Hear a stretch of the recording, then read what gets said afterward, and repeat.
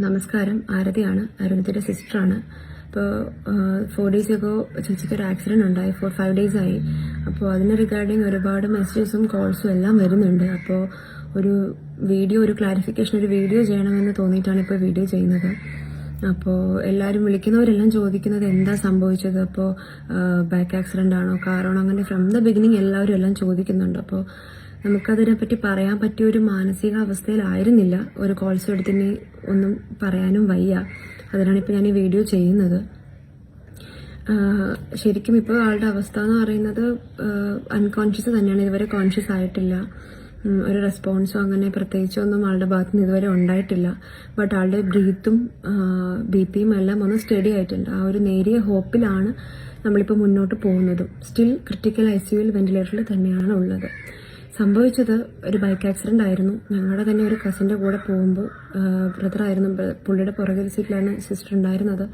അപ്പോൾ ഒരു ഓട്ടോയുടെ പിന്നിൽ ഇടിച്ചതായിട്ടാണ് പുള്ളിയുടെ ഓർമ്മ. അപ്പോൾ ഒരു സഡൻ ബ്രേക്ക് പിടിച്ചപ്പോൾ ആള് വളരെ ഫോഴ്സിൽ വീണതിൻ്റെയാണ് ഇത്രയും ആഘാതം സംഭവിച്ചിട്ടുള്ളത്.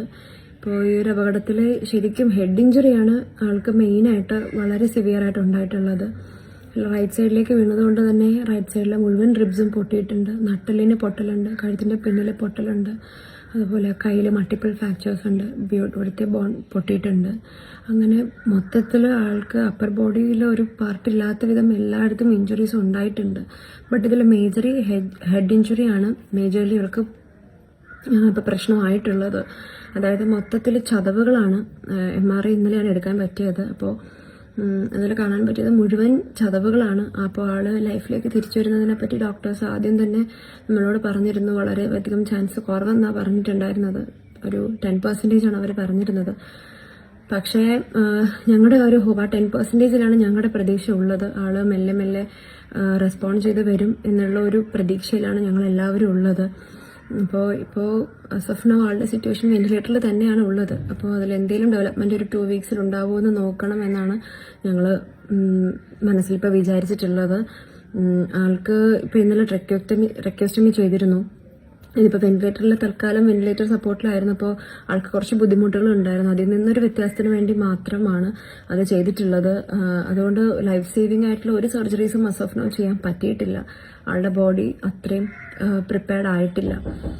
അതുകൊണ്ട് തന്നെ എങ്ങനെയാലും ഒരു 2 weeks കഴിഞ്ഞിട്ടായിരിക്കും അങ്ങനെ വലിയൊരു പ്രോഗ്രസ് നമ്മളും പ്രതീക്ഷിക്കുന്നത്. മീൻസ് കണ്ണ് തുറക്കും എങ്ങനെ എന്തെങ്കിലും ഒരു ചെറിയ നമ്മൾ പ്രതീക്ഷിക്കുന്നത്. എങ്ങനെ പോയാലും ഒരു സ്ലോ റിക്കവറിയാണ് എക്സ്പെക്ട് ചെയ്യുന്നത്. ഒരു 6 months എങ്കിലും എങ്ങനെ ഇതായാലും ഒരു 6 monthsലാണ് ഡോക്ടേഴ്സ് പോലും ഒരു റിക്കവറി പ്രതീക്ഷിച്ച് പറയുന്നത്. ഒരിക്കലും ഒരു സ്പീഡി റിക്കവറി അരുന്ധതിക്ക് ഉണ്ടാവില്ല എന്ന് തന്നെ തറപ്പിച്ച് തന്നെയാണ് പറയുന്നത്. ഞങ്ങളും അത് മനസ്സിൽ കണ്ട് ഇപ്പോൾ ഒന്ന് മൈൻഡിൽ നമ്മളും പ്രിപ്പയർ ചെയ്ത് കൊണ്ടുവരുന്നതേ ഉള്ളൂ. അപ്പോൾ ഒത്തിരി കോൾസ് ഇങ്ങനെ വന്നിട്ട് ആദ്യം മുതൽ കാര്യം പറയാമോ എന്ന് ചോദിക്കുമ്പോൾ ഞങ്ങൾക്കത് പറയാൻ പറ്റിയൊരു മാനസികാവസ്ഥയിൽ അല്ലായിരുന്നു. ഇപ്പോഴും എനിക്കത് ഇതിപ്പോൾ അത്യാവശ്യമായതുകൊണ്ടാണ് ഇപ്പോൾ ഞാനിത് എക്സ്പ്ലെയിൻ ചെയ്ത് പറയുന്നത് പോലും. അപ്പോൾ എല്ലാവരും അവൾക്ക് വേണ്ടി പ്രാർത്ഥിക്കാമെന്ന് മാത്രമേ പറയാൻ പറ്റുള്ളൂ. ഡോക്ടർ പറഞ്ഞതും അത് തന്നെയാണ്. ആള് വന്നതിൽ നിന്ന് ഒരു ചെറിയൊരു BP കാര്യമായാലും ആളുടെ പൾസിലെ ഒരു ഡെവലപ്മെന്റ് വളരെ നേരിയ ഒരു ഇതാണ് ഉണ്ടായിട്ടുള്ളത്. അതുപോലും ഒരു ദൈവത്തിന്റെ ഇതാണെന്നാണ് ഡോക്ടേഴ്സ് പോലും പറയുന്നത്. അതുകൊണ്ട് തന്നെ എല്ലാവരും ദയവ് ചെയ്ത് പ്രാർത്ഥിക്കുക, സിൻസിയർലി പ്രാർത്ഥിക്കുക. She needs that.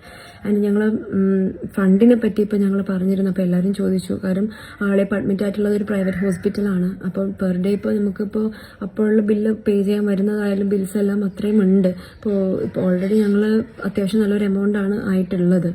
അപ്പോൾ ഇനി ആൾക്ക് ഫ്യൂച്ചറിലും സർജറീസ് പറയുന്നുണ്ട്.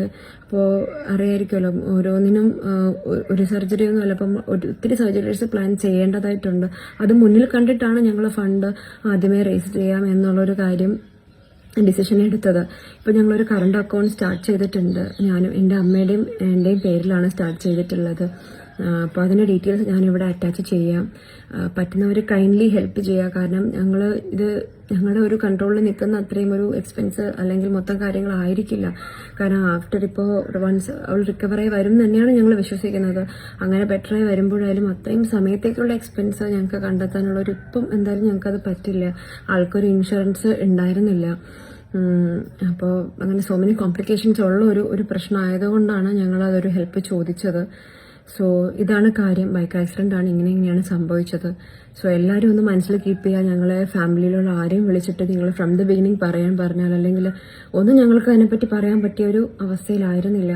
അതുപോലെ തന്നെ ഒരു സ്പീഡി റിക്കവറി, നിന്ന് ആളെ വിളിച്ചിട്ട് എന്തായെന്ന് ചോദിച്ചാൽ ഞങ്ങൾക്ക് ഒന്നുമില്ല പറയാൻ. ശരിക്കും പറഞ്ഞ ആള് ഐസ് ഓപ്പൺ ചെയ്യണേന്ന് പ്രേ ചെയ്തിട്ടാണ് ഞങ്ങൾ ഉള്ളത്.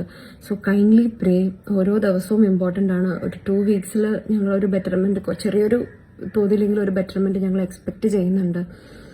സോ എല്ലാവരും ദയവ് ചെയ്ത് പ്രാർത്ഥിക്കുക, പറ്റുന്ന ഹെൽപ്പ് ചെയ്യുക. പിന്നെ എനിക്ക് പറയാനുള്ളത്, ഹെൽപ്പ് ചെയ്തില്ലെങ്കിലും ഉപദ്രവിക്കാതിരിക്കുക. ഒരുപാട് ആവശ്യമില്ലാത്ത ഒരു കമന്റ്സും കാര്യങ്ങളൊക്കെ അതിനകത്ത് വരുന്നുണ്ട്. ദയവ് ചെയ്ത് ഈ ഒരു മൊമെന്റിൽ ഞങ്ങളെയും അങ്ങനെ മാനസികമായിട്ട് ഹേർട്ട് ചെയ്യാതിരിക്കുക. So that's, thank you so much. செய்திகளை உடனுக்குடனும் துல்லியமாகவும் தெரிந்து கொள்ள சப்ஸ்கிரைப் பண்ணுங்க.